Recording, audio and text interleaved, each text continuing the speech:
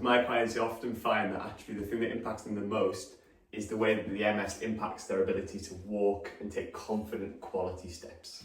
For everyone else, it seems so simple, and you look at them and think, how are they walking so smoothly and so easily? How are they taking those steps? How are they going up and down the stairs without thinking about it, without holding on? Sometimes it feels like you're walking much better, and then the next day, suddenly you seem to be tripping over your feet again. The good news is that there are things that you can do about this and that your walking can improve over time. When we think about how MS affects our body, the immune system attacks the myelin of the nerve cells, which means that when our brain sends a signal to our muscle to say, lift that leg, that signal doesn't go through as strongly, and so the message that the muscle actually receives from the nerve is much weaker, meaning that instead of the knee coming all the way up as you'd like, it might only raise a little bit. So what do we need to do? Well, it's about making that nerve pathway from brain to muscle as strong as possible, whatever's left of it. But the clever thing is that the brain will also make new nerve connections. It will use nearby nerve pathways down to the muscle to send the same signal, which means the muscle is more likely to lift. But on top of that, the more that a muscle is stimulated by the nerve, the less it starts to decline in atrophy, which means the muscle itself gets stronger. So you get two benefits. One is that the nerve signal going to the muscle is stronger, and the second is that the muscle itself becomes stronger. But for this to happen, and the term which we often use to describe this being neuroplasticity, we need repetition.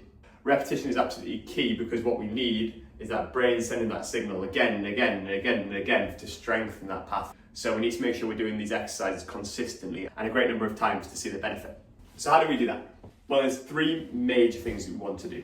Number one is practice walking itself. Nothing beats this. If you want to get better at walking, practice walking. Just do what you can and do more and try and progress it over time. Maybe even track how far you're traveling on your phone or the number of steps that you're completing each day.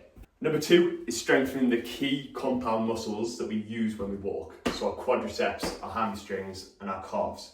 The way that we can do this really simply is by doing exercises like sit to stands, where we sit down and stand up nice and strong, and if we can, holding a weight as we continue to get stronger. And then progress into single leg movements, where we're doing things like lunges, if that's possible for you. And finally, number three is looking at your walking itself. Slow down taking a single step, exaggerate it, bend your knee up, lift your knee forward, place your foot down and step in.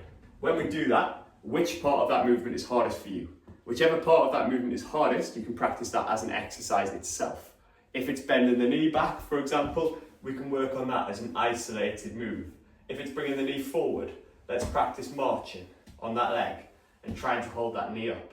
If it's transferring the weight forward, then what we need to do is practice taking steps going from heel to toe, looking forward and keeping our posture tall.